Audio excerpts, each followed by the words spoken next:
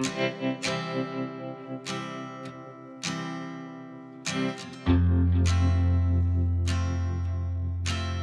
Everyone, welcome back to my channel. আশা করছি সকলেই খুব ভালো আছো। বীরভূম জেলার ছোট্ট একটা শহর থেকে আমি সুধা আবারও চলে এসেছি নতুন দিনে নতুন আরও একটা ব্লগ নিয়ে। তো ব্লগটা আজকে এখান থেকে স্টার্ট করছি। আই হোপ আজকের ব্লগটাও তোমরা প্রচণ্ড এনজয় করবে। ওইদিকে দেখতেই পেলে একদম ফ্রেশ হয়ে নিয়েছি, ব্রাশটা সেরে একদম চা খেয়ে নিয়েছি। কি বলো তো বন্ধুরা, আজকে চা বিস্কুট দুটোই খেয়ে নিয়েছি। দুটোই খেয়ে না এই যে কাপ প্লেটটা ধুয়ে রেখে দিলাম। দেখো এই যে দেয়াল আলমারিটার মধ্যে কিন্তু কাপ প্লেটটা তুলে রেখেছি। আর হ্যাঁ, কিছু কিছু কাপ কিন্তু আমি এমনিতেও টেবিলের মধ্যে রাখি। তো সকাল থেকে দেখো এমনিতেই তো প্রচণ্ড পরিমাণে তাড়াহুড়ো, আর যেহেতু আমাকে সংসারের সমস্ত কাজ সামলাতে হয় সেহেতু কিন্তু একটু টার্গেট নিয়ে না করলে কোনো কিছু সামাল দেওয়া যাবে না। এদিকে কিন্তু ছেলে উঠে পড়েছে, ছেলে উঠে পড়ে নিজে ফ্রেশ হতে গেছে, আর আমি দেখো এখানে বিছানাটা একটু সুন্দরভাবে পরিপাটি করে গুছিয়ে নিলাম। গুছিয়ে নেওয়ার পর সংসারে তো অন্যান্য কাজগুলো থাকেই থাকে। এই কয়েকদিন যাবত হলো ছেলের স্কুলে যেই অ্যানুয়াল প্রোগ্রাম চলছে, মানে ব্যাপার হচ্ছে ওদের স্কুলে তো একদিনের প্রোগ্রাম নয়, ওদের স্কুলে কিন্তু 3 থেকে 4 দিনের প্রোগ্রাম। আর কি হচ্ছিল বলো তো, প্রোগ্রামের আগেও ছুটি ছিল আর প্রোগ্রামের পরেও ছুটি। মানে ব্যাপার হচ্ছে প্রোগ্রামের আগে প্রস্তুতির জন্য ছুটি, আর প্রোগ্রামের পরে হচ্ছে জায়গাটা ক্লিয়ার করার জন্য ছুটি, মানে স্কুলটাকে একটু ক্লিন করবে এই কারণে। তো বন্ধুরা চারিদিকে তো প্যান্ডেল করাচ্ছে স্কুলে, সেই কারণে কিন্তু প্যান্ডেল খুলতে, তারপর হচ্ছে ঝাঁটার দিয়ে পরিষ্কার করতে, এইগুলোর ক্ষেত্রে একটু সময় লাগাবে। আর হচ্ছে এদিকে আমার জ্বালা, মানে ব্যাপার হচ্ছে বাচ্চারা ঘরে থাকলে দেখবে ঘর কিন্তু অগোছালো করে প্রচণ্ড পরিমাণের। আর এই যে টিভির গোড়ায় বসে থাকছে সারা দিন। তো চলো বন্ধুরা আজকে কিন্তু ঘরটাকে একেবারে একটু ভালোভাবে একটু মোছামুছি করে নেবো, মানে ঘরের জিনিসপত্রগুলোকে। টিভিটাকে কিছুদিন যাবত একেবারে পরিষ্কার করা হচ্ছিল না। আর এই যে টিভি যেই আমি পরিষ্কার করি সেই কিন্তু সুইচ বোর্ড থেকে একেবারে প্লাগগুলোকে খুলে পরিষ্কার করি। মানে ব্যাপার হচ্ছে আমি এই যে ইলেকট্রিক ব্যাপারে কোনো কিছু জানি না, সেই কারণে কিন্তু খুলে নিয়ে তারপর পরিষ্কার করি। আর ধুলোটা এত পরিমাণের বসছে কি বলবো। আমাদের তো এখানে মাঠ আছে, খোলা মাঠ, মানে ওখানে বাচ্চারা খেলাধুলা করে, সেই কারণে কিন্তু এতটা ধুলোর লেয়ার বসে যেগুলো দেখবে ক্যামেরার মাধ্যমে দেখানো যায় না, কিন্তু স্বচক্ষে দেখলে কিন্তু খুব ভালোভাবে বোঝা যায় যে কি পরিমাণের ধুলো। আর ওই যে দেখো আমার ছেলের টেবিলটা তো আমি প্রায় পরিষ্কার করি, তোমরা নিশ্চয়ই দেখে থাকবে ভিডিওর মধ্যে যে প্রায় দিন কিন্তু আমি বই খাতাগুলো গুছিয়ে থাকি, কিন্তু কোনো রকমভাবে গুছানো থাকে না। আমি না এই যে বই খাতাগুলোকে যে জায়গায় খাতা রাখা সেই জায়গায় শুধু খাতা রাখি, আর যে জায়গায় হচ্ছে জেরক্সের পেপারগুলো রাখা সেগুলো শুধুমাত্র ওই জায়গাতেই রাখি। তারপর হচ্ছে যে সমস্ত জায়গায় শুধুমাত্র বই রাখার, তো এই পাট করে সাজিয়ে রাখার পরও আমার ছেলে ওই মিক্স করে দেয়। তো ওই খিচুড়ি ঘাটা একটা ব্যাপার হয়ে যায়, আর আমাকে কিন্তু পরিশ্রম আবারও করতে হয়। এই পরিশ্রম যে 2 দিন পরে আবার আমাকে করতে হবে সেটাও আমি ভালোভাবেই জানি, কেন কি কোনো রকমভাবে বোঝালে বাচ্চারা দেখবে বুঝতেই চায় না। আর এই যে আমার একা হাতে চারিদিকে কাজ, আর সেই কারণেই কিন্তু মনের মধ্যে একটা টার্গেট সেট করেই ঘুম থেকে উঠি প্রত্যেক দিন। আমি আজকে কিন্তু এই যে বেডরুমের মধ্যে আমার ছেলের টেবিলটা আর কি পরিষ্কার করে নিলাম, যেটা পড়ার টেবিল ছিল, আর এই যে টিভিটা একটু ক্লিয়ার করে নিলাম, মানে ক্লিন করে নিলাম আর কি। আর এরপর কিন্তু আমাকে দেখো রান্নাবান্নার দিকে খেয়াল করতে হবে। 4 দিন যাবত তো আমার পুজো দেওয়ার কোনো বিষয় নেই, যেহেতু আমি 4 দিন পুজো দিতে পাবো না, ওই ক্ষেত্রে কিন্তু দেখো সময়টা যে ওয়েস্ট করব সেটাও নয়। এক একটা করে কাজ আমি করে নিতে পছন্দ করি, এই কারণেই দেখবে অগোছালো জায়গা অগোছালোই থেকে যাবে, ওই জন্য বেডরুমের এই জায়গাটা আমি আজকে ক্লিয়ার করে নিলাম। এরপর দেখো এই যে সমস্ত মানে বইগুলোকে রাখার আছে সেগুলোকে সুন্দরভাবে রেখে দিচ্ছি। সুন্দরভাবে রাখার পরও যে কতদিন সুন্দর থাকবে সেটা আমি বলতে পারছি না। প্রত্যেকটা হাউসওয়াইফ দেখবে সকালে ঘুম থেকে উঠে ওই একই রকম চিন্তাধারা রাখে যে ঘরের এই কোণটা আজকে একটু পরিষ্কার করে নেবো, তারপর হচ্ছে একটু টার্গেট সেট করে সংসারের সমস্ত কাজ করে নেবো। আমারও ঠিক তাই। আর প্রত্যেক দিন দেখবে যেই কাজ করতে লাগি না, সেই দেখবে কাজের প্রতি এতটাই মনোযোগ চলে আসে যেটার কিন্তু তুলনাই হয় না। আমার মাসি তো কয়দিন যাবত এসেছেন, মানে 2 দিন হলো এসেছেন, তো রান্নাবান্নাও করতে হবে। দুপুরের লাঞ্চে কি করব সেটা এখনো পর্যন্ত মানে মনস্থির করিনি, তবে মনস্থির করতে আজকে একটুখানি লেট হয়েছিল জানো তো, মানে দ্বিধাদ্বন্দ্বের মধ্যে ছিলাম যে আজকে কি করব। আবার হচ্ছে কালকে একাদশী, মানে ব্যাপার হচ্ছে মাসে কিন্তু একাদশী লেগে গেলে মাংস খান না, তো এই ক্ষেত্রেও একটু চিন্তা যে দেরি হয়ে গেলে মাছ পাওয়া যাবে না। তো নানা রকম এই চিন্তা করতে ঘরের কাজ করতে আজকে ঠিক করেই নিলাম যে কি রান্না করব। তো চলো তোমরা সাথে থাকো, ঠিক দেখতে পাবে। এই যে দেখো গল্প করতে টেবিলটা একেবারে গুছিয়ে নেওয়া হলো। গুছিয়ে নেওয়ার পরে কত যে নোংরা বেরিয়েছে তোমরা আন্দাজা করতে পারবে না। আমি যে কাপড়টাতে নোংরা মুছছিলাম সেই কাপড়টা কিন্তু একেবারে কালো হয়ে গেছিল, মানে ওই যে ব্লু কালারের কাপড়, সেটা কিন্তু একেবারে কেন জানি না খয়েরি খয়েরি কালার হয়ে গেছে।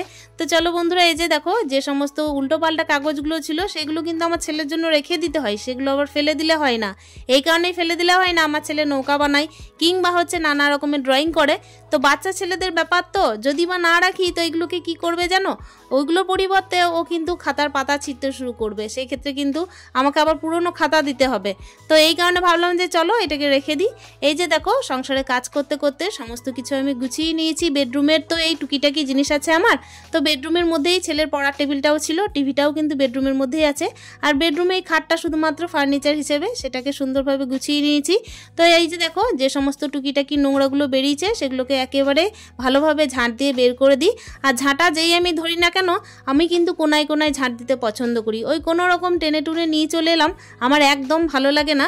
আর বিশেষ করে দেখবে ঝাঁট দেওয়ার পর না, ঝাঁট এমনই জিনিস, ঝাঁট দেওয়ার পর যদি সুন্দরভাবে মোছা নাও হয় তবুও কিন্তু দেখবে বোঝা যায় না। কিন্তু ঝাঁটটা যদি ঠিকঠাক না দেওয়া হয় না, তাহলে দেখবে মুছেও কোনো লাভ হয় না। আর এই যে ঝাঁট দিতে দিতে আমি পিছন দরজায় এসেছি। অন্যদিন তো আমি সামনে দরজা দিয়ে ময়লা বের করা দেখাই, আজকে দেখো পিছন দরজা দিয়ে সমস্ত ঝাঁটানো ময়লাগুলোকে বের করে একেবারে স্নান সেরে নিয়েছিলাম। আর স্নান সেরে নিয়েছি ঘড়ির কাঁটা দেখেই, কিন্তু আমার প্রত্যেকটা কাজ একেবারে টার্গেট সহ হয়। মানে সকাল টাইমে কারোর সাথে বসে বসে আড্ডা দেবো কিংবা হচ্ছে কাজের ব্যাঘাত ঘটাবো, ছেলের যত স্কুল না থাক, এই ধরনের কোনো রকমের আমার মনোবৃত্তি নেই। একেবারে কাজ সারবো তারপর আমার শান্তি। মানে একটু যদি গল্প করতে বসি সেই ক্ষেত্রেও আমার মনে হয় যে ওই যে পিছনে আমার কাজগুলো পড়ে আছে, তাই একটা মাইন্ডে টার্গেট সুন্দরভাবে সেট করে নিই যে কাজের কথা আগে, তারপর হচ্ছে গল্প।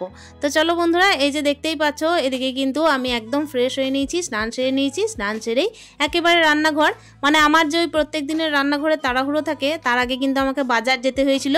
তবে হ্যাঁ, বাজার যাওয়ার আগে এই যে কাঁচা কুমড়োর তরকারি আর হচ্ছে নল পাঁপড় ভাজা, এগুলো ছোটোবেলায় খুব খেয়েছি না বলো, নল পাঁপড় ভাজা। তো এই দিয়ে কিন্তু আজকে টিফিনটা সেরে নেবো। আর এই যে দেখো সকাল সকাল একেবারে ব্রেকফাস্টটা সেরে আমাকে কিন্তু বাজার ছুটতে হবে। সেই কারণে আমি মাসিকে বললাম, মাসি তুমি এই এঁচোড়টা আগের দিনে রাখা ছিল তো ওটাকে কেটে রাখো অলরেডি, তারপর কিন্তু আমি এসে দেখি কি করা যায়। মাসি বললো আজকে কোনো রকমের মাটন বা চিকেন আনিস না, আজকে মাছ কর। তো মাছ আনতে যাবো কি, অনেকটাই দেখছি বেলা হয়েছে, তবুও কিন্তু ছুটে ছুটে গেলাম। আর হ্যাঁ, তাড়াহুড়ো করে কিন্তু আমি ছুটে ছুটে গিয়ে দেখলাম যাক মাছ পেলাম। আজকে একটা 500 ওজনের বাটা মাছ পেয়েছিলাম। তো আজকে ঠিক করলাম যে বাটা মাছের ঝাল করি তাহলে। আর আগের দিনে তো এঁচোড়টা রাখাই আছে, ওটা একটু এঁচোড় কষা করব। আর এই যে দেখতেই পাচ্ছ চাল বের করছি একটু গোবিন্দভোগ, তো এটা দিয়ে কিন্তু বাসন্তী পোলাও করব। সকালে কিন্তু একটুখানি কাঁচা কুমড়োর তরকারি আর ডাল আর ভাত অলরেডি নামিয়ে ফেলেছি।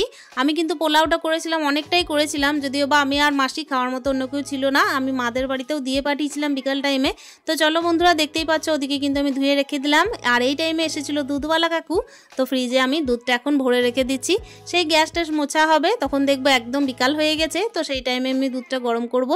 এদিকে পোলাওয়ের চালটা ম্যারিনেট করতে দিয়ে ওদিকে চিন্তা হচ্ছে যে মাছটাকে আমি বাইরে রেখে এসেছি, মানে কাটা মাছই নিয়ে এসেছিলাম, বাটা মাছটা কেটে তারপর দেখো আমাকে এদিকে ধুয়ে তো নিতে হবে, সেই কারণে কিন্তু বাইরে রেখে এসেছি। আর বেসিনের মধ্যে খুব একটা মাছ ধুই না আমি, আসলে ব্যাপার হচ্ছে সুবিধা আছে বাইরে কলের, সেই কারণেই। সুবিধা যদি না থাকতো আমাকে বেসিনেই ধুতে হতো। এদিকে কিন্তু বর্ষাকাল হলে আমাকে বেসিনের মধ্যেই ধুতে হয়। আর আমার কি বলতো খোলামেলা কাজ করে অভ্যাস, তো সেই কারণে বাইরে বাইরে কাজটা একটু বেশি পছন্দ করি। এদিকে প্রেসার কুকারের মধ্যে যে কাটা এঁচোড়টা ছিল ওটা আমি সেদ্ধ করতে দিয়েছি। তো একটা সুবিধা হয়েছে কি, মাসি আমাকে এঁচোড়টা কেটে দিয়েছে আর ওটা কিন্তু সিটি দিয়ে দিয়েছে অলরেডি, 2-3টে সিটি অলরেডি পড়ে গেছে। তার মধ্যেই কিন্তু একটা মানে গোটা গোটা আলু দিয়ে দিয়েছিলাম, মানে কি বলতো আলুটাকে আমি বেশি সিদ্ধ করব না আর এঁচোড়টাকেও বেশি সিদ্ধ করব না, কেন কি বেশি সিদ্ধ করে দিলে না খেতে একদম ভালো লাগবে না। আমি কিন্তু মাছটা ধুতে যাওয়ার আগে না এটাকে তেলে দিয়ে গেছিলাম, এঁচোড়টা একটু তেলে ভাজা ভাজা হোক, ওদিকে আমি ততক্ষণ মাছটাকে জলদি ধুয়ে আনি। আর কি বলতো আমাকে না একটুখানি এইভাবেই কাজগুলো করে নিতে হয়, মানে একদিকের কাজটাকে ফেলে রেখে আরেকটা কাজ করব সেটা করি না, একসাথেই কিন্তু সুন্দরভাবে কাজগুলো করে নিই। এখন দেখতে পাচ্ছ ঘড়ির কাঁটার মধ্যে বাজবে কি বলতো প্রায় ওই 12টা। এর মধ্যে এতটাই রোদ দিচ্ছে না যে বসে থাকা যায় না, কাপড়গুলো কিন্তু তুলে নেবো জানো, খাওয়া দাওয়াটা সারবো তখনই তুলবো। আসলে কি বলতো আমার না লাঞ্চের টার্গেটটা আগে। আর এখন দেখতেই পাচ্ছ মাছগুলোকে ধুয়ে নিচ্ছি। ভাগ্যিস এই যে ঢাকা দিয়ে গেছিলাম, তা না হলে বিড়ালের উপদ্রব খুবই বেশি। কাটা ধোয়া মাছ থাকলে না খুবই সুবিধা হয় রান্না করতে, মানে ধুয়ে নিতে হয় একটুখানি, আর কাটা মাছ থাকলে তো খুবই সুবিধা। বাইরে কল আছে বলে আরও সুবিধা, এই সমস্ত সুবিধাগুলো আছে বলেই কিন্তু কাজগুলো তাড়াতাড়ি হয়েও যায় বলো। তো চলো বন্ধুরা, টার্গেটটা সেট করে নিয়েছি যখন, তখন টার্গেটটাকে ফুলফিল করি। সকাল থেকে তো টার্গেট থাকে ওই ঝাঁট দেওয়া, তারপর হচ্ছে ঘর গোছানো, ঘর মোছামুছি, এই সমস্ত কিছুই, পুজো দেওয়া, তার সঙ্গে রান্না বান্না, ঘরের যে সমস্ত লোকজন আছে তাদেরকে যথাসময়ে খেতে দেওয়া, এই সমস্ত করতে করতে তো দুপুরটা গড়িয়ে আসছে, তাদের লাঞ্চের টাইমটা হয়ে আসছে। আমাকে কিন্তু শিমু দিদি ভাই, মানে হচ্ছে আর্ট চ্যানেলে শিমু দিদি ভাই আমাকে কমেন্ট করেছিল যে বাইরে কি দুটো কল আছে। হ্যাঁ দিদি ভাই, বাইরে দুটো নয় 3টে কল আছে, দুই দিকে কিন্তু দুটো কল, মানে একদিকে হচ্ছে দুটো কল আর একদিকে হচ্ছে আরেকটা কল, মানে 3টে কলের সুবিধা আছে। একদিকে আমি পুজোর জন্য জল নিই, যেটা হচ্ছে একেবারে ডাইরেক্ট জল আসে, আর এইদিকে এই যে বাসন টাসন ধোয়ার জন্য যেটা কিনে আমি মাছ ধুচ্ছিলাম, তো ওই কল একটা। এদিকে দেখো তাড়াহুড়ো করে চলে এসেছি, আর এখন কিন্তু একেবারে মিক্সারের মধ্যে মশলাটা করে নিচ্ছি।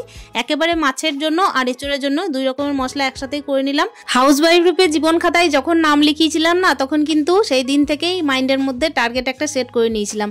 মানে কি বলতো, আমাকে সংসার জীবনে যেই আমি পদোন্নতি নিয়েছি একটু একটু করে, সেই একটু একটু করে শিখেও নিয়েছি। তো ওই কারণেই কিন্তু টার্গেটটা আমি সেট করেছি, আর কাজগুলোকে ঠিক ঠিক টাইমে করেও নিচ্ছি। আর এই যে প্রত্যেক দিনের মতো আজকেও কিন্তু দেখো 2টো টমেটো তুলে নিয়ে গেছি, একটা দিয়েছিলাম এঁচোড় তরকারিতে আর একটা দিয়েছিলাম মাছে। মাসি কিন্তু বলছিল যে টমেটোগুলো বেশ টক, মাছটা কিন্তু বেশ সুন্দর হয়েছিল, মানে টক টক লাগছিল একটা টমেটোতেই। আসলে কেনা টমেটোর মধ্যে এত কিছু তো পাওয়া যায় না, এতটা স্বাদই পাওয়া যায় না, আর এতটা কি বলতো ফ্লেভার আসে না, খুব সুন্দর মতো একটা ফ্লেভার। তো চলো বন্ধুরা, এদিকে মাছটা হয়ে গেল, এঁচোড়টাও কিন্তু আমি চটজলদি করে নেবো।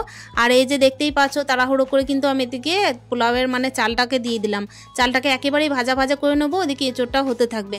আমি কিন্তু একদম সময় আর ওয়েস্ট করব না, মানে একদম কিন্তু ঘড়ির কাঁটায় 1টা পেরিয়ে গেছে। এর মাঝেই কিন্তু আমাকে পোলাওটা চাপিয়ে ছেলেকে একদম স্নানে নিয়ে যেতে হবে, মানে আজকে স্নান সারতেও অনেকটা দেরি হয়ে গেছিলো। তবে হ্যাঁ, সুন্দরভাবে কিন্তু টাইমের মধ্যে সব কমপ্লিটও করে নিয়েছিলাম। এই যে দেখো এঁচোড়টাও নামিয়ে নিয়েছি, কথা বলতে বলতে ওই ঘড়ির কাঁটায় বাজবে মোটামুটি 1টা 15 কি 20।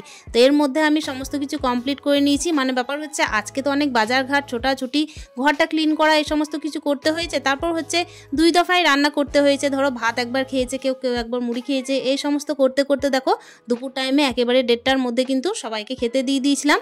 তো এর সময় দেখো আমি একদম যে সুন্দরভাবে রান্নাঘরটা পরিষ্কার করবো না সেটাও তো নয়, রান্নাঘরটা খাওয়া দাওয়ার পরে হোক কিংবা হচ্ছে রান্না বান্নার পরে হোক, পরিষ্কার যদি না করা হয় তাহলে দেখবে মনের মধ্যে শান্তি হয় না। যতক্ষণ না আমি এই রান্নাঘরটা পরিষ্কার করব ততক্ষণ যেন মনে হবে আমার যেন রান্নাই কমপ্লিট হয়নি, তাই না বলো বন্ধুরা? সত্যি কথা বলছি না? গৃহবধূরা ঠিকই বুঝবে আমার কথাটা আমি কি বলতে চাইছি। খাওয়া দাওয়া হয়ে গেলেও, রান্না হয়ে গেলেও রান্নাঘর যতক্ষণ না পরিষ্কার হয় ততক্ষণ কিন্তু মনে শান্তি নেই। তো চলো, ওই কারণে প্রত্যেক দিন আমি সুন্দরভাবে রান্নাঘরটা পরিষ্কার করে দিই, এমনই যেন পরিষ্কার থাকে যেন দ্বিতীয়বার কেউ দেখলে বলে যে না, সুন্দর করে রান্নাঘরটা রেখেছে বটে। তো চলো বন্ধুরা, এই যে দেখতেই পাচ্ছ বিকাল টাইমে চলে এসেছি, একেবারে ঘড়ির কাঁটায় বাজে মোটামুটি ওই 4টে মতো। এই টাইমে কিন্তু জামা কাপড়গুলোকে একটু উল্টে পাল্টে নিয়েছিলাম, তার মধ্যে দেখো শুকিয়েও গেছে, তবে আমার ছেলের জিন্সটা আর আমার সোয়েটারটা শুকায়নি। ইদানিং তো দেখো গরমটা পড়েই গেল, আমাকে কিন্তু জামা কাপড়গুলো ভরেও দিতে হবে।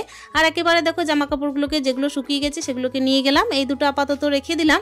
একদম কিন্তু দেখো ব্লগের লাস্ট মুহূর্তে চলে এসেছি।